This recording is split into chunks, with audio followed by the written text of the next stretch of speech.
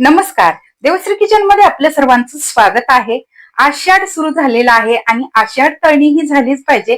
तर आज आपण आषाढ स्पेशल कापण्या कशा करायच्या ते पाहणार आहोत. तर आज मी खास रेसिपी नवीन दाखवते आहे, युनिक रेसिपी आहे. तर आज आपण खोबऱ्याच्या कापण्या कशा करायच्या ते पाहणार आहोत. एकदम मस्त खुसखुशीत आणि चवीला एकदम मस्त लागतात आणि खूप दिवस टिकतात. तर या कापण्याची रेसिपी पूर्ण पहा. तर आषाढ स्पेशल ही कापण्याची रेसिपी नक्की करून पहा.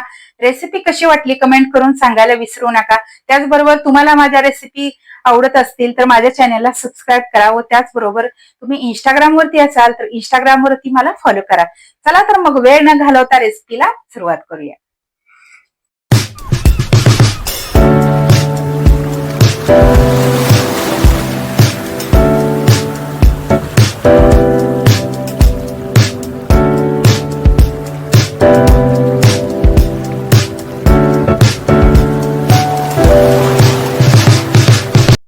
खोबऱ्याच्या कापण्या करण्यासाठी इथे मी ओलं खोबरं घेतलेलं आहे. याची पातळ पातळ काप करून घेतलेत. आपल्याला हे मिक्सर वरती बारीक करून घ्यायचं आहे. आणि गुळ घेतलेला आहे, गव्हाचं पीठ घेतलेलं आहे, चवीनुसार मीठ, थोडीशी बडीशोप घेतलेली आहे, ही अख्खी बडीशोप घेतली आणि वेलदोडीची पूड घेतलेली आहे. तर सुरुवातीला आपण हे जे खोबरं आहे ते मिक्सर वरती बारीक करून घेऊया. तर इथे मी एक छोटा नारळ होता तो घेतलाय. तुम्हाला जेवढ्या कापण्या करायच्या आहेत त्यानुसार तुम्ही खोबरं घेतलं तर चालेल. तर आता आपल्याला यामध्ये अगदी थोडंसं पाणी घालायचंय. खूप जास्त पातळ करू नका, नाहीतर कणिक जास्त बसेल आणि आपल्या कापण्या खुसखुशीत होणार नाहीत. त्यासाठी कमीत कमी पाण्याचा वापर करून एकदम बारीक अशी याची पेस्ट तयार करून घेऊया. खोबरं बारीक करायला जवळजवळ 4 चमचे आपल्याला पाणी लागलेलं आहे. तर हे खोबरं आता आपल्याला एका कढईमध्ये काढून घ्यायचं आहे आणि यामध्ये आपल्याला गुळ आणि खोबरं मिक्स करून घ्यायचं आहे. तुम्ही पाहू शकताय खोबरं किती बारीक करून घेतलं, एकदम छान असं पेस्ट तयार करून घ्यायची आहे. तुकडे राहणार नाही याची काळजी घ्यायची आहे, कारण लाटताना नंतर तुकडे मध्ये आले तर कापण्या आपल्या तुटतील. त्यासाठी एकदम बारीक असं याचं वाटण तयार करून घ्यायचं आहे. आता यामध्ये आपण गुळ घालूयात आणि हे व्यवस्थित मिक्स करून गॅस सुरू करूया.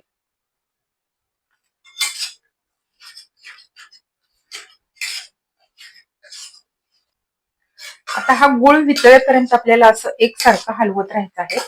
गुळ पूर्ण वितळला पाहिजे आणि त्याचबरोबर आपल्याला गुळ वितळल्यानंतर एक 2 ते 3 मिनिटे हे मिश्रण शिजवून घ्यायचंय.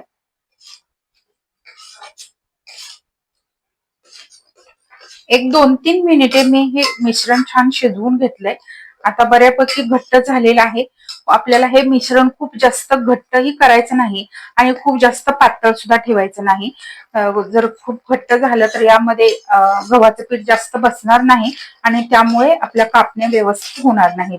आता आपण गॅस बंद करूयात आणि हे मिश्रण पूर्णपणे थंड करून घेऊया. थंड झालेलं मिश्रण मी एका परातीमध्ये काढून घेतलेलं आहे. आता यामध्ये आपण थोडंसं चवीनुसार मीठ घालूयात.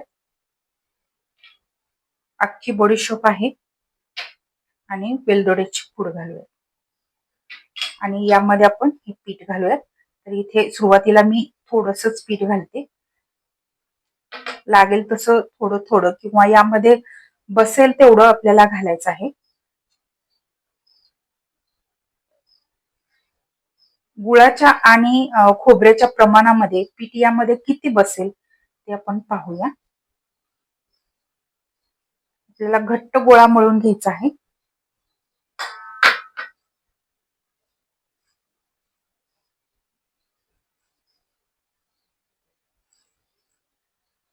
आपल्याला आणखीन थोडंसं पीठ लागणार आहे.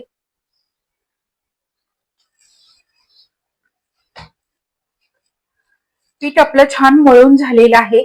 तर इथे आपलं जवळजवळ 1.5 वाटी पीठ यामध्ये बसलेलं आहे. आपण गुळ पाऊण वाटी घेतला होता, तर गुळाच्या दुप्पट पीठ यामध्ये बसलंय. आपण नेहमी घेताना सुद्धा पिठाच्या अर्धा गुळ वापरतो, त्यामुळे प्रमाण अगदी परफेक्ट झालेलं आहे.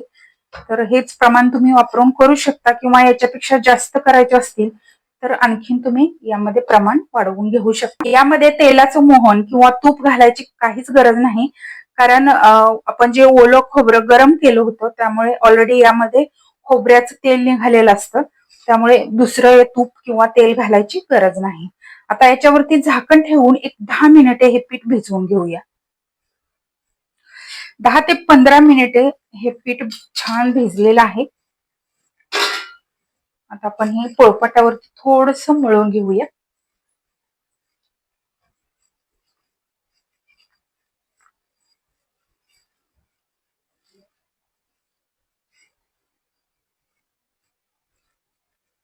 यातला एक गोळा काढून घ्यायचा आणि गोल करून आपण हे लाटून घेऊया.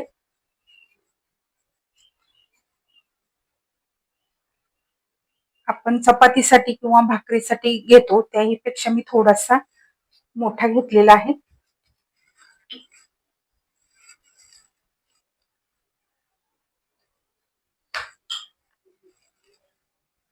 तुमचं पीठ चिकटत असेल तर थोडस तूप लावलं तरी चालेल, पण शक्यतो हे पीठ चिकटत नाही.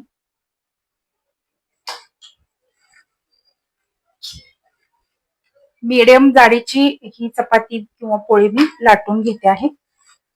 मला कितपत कापण्या पातळ किंवा जाड हव्या आहेत त्यानुसार तुम्ही लाटून घेऊ शकता.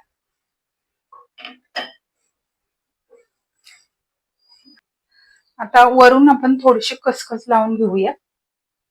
याला काही ठिकाणी तीळ सुद्धा लावतात, पण आमच्या इकडे खसखस लावली जाते त्यासाठी मी खसखस लावते. त्याच्यावरून थोडस बेलनं फिरवून घ्यायचं म्हणजे खसखस व्यवस्थित चिकटून बसते. आता अशाच पद्धतीने आपण दुसऱ्या बाजूला पण लावून घेऊया.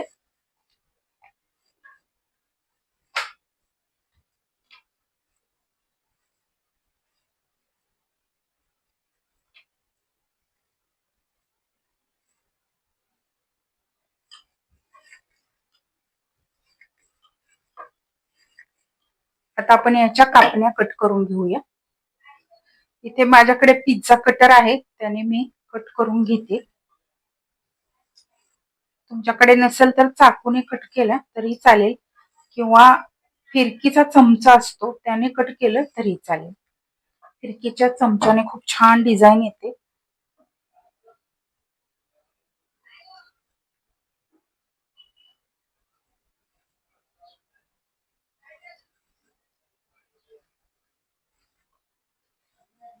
मस्त.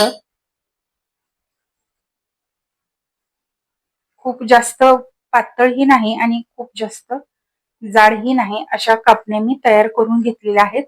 अशा पद्धतीने थोड्याशा तयार करून घेऊया आणि नंतर तळून घेऊया. तेल आपलं चांगलं गरम झालेलं आहे. आता आपण यामध्ये या कापण्या सोडूया.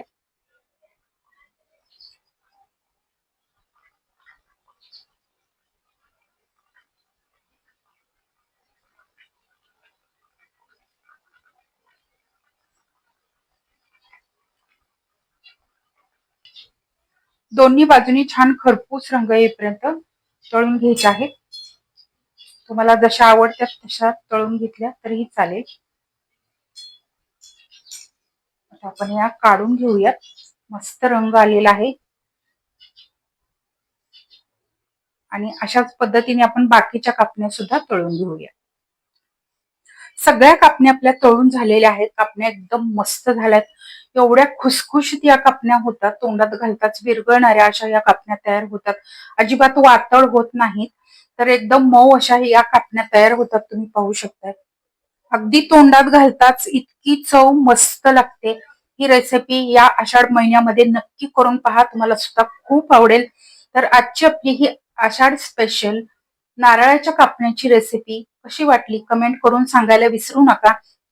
रेसिपी आवडल्यास लाईक शेअर नक्की करा. त्याचबरोबर तुम्हाला जर माझ्या रेसिपी आवडत असतील तर माझ्या चॅनलला सबस्क्राईब करायला विसरू नका.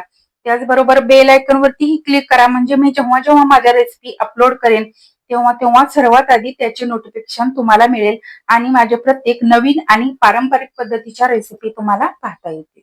धन्यवाद.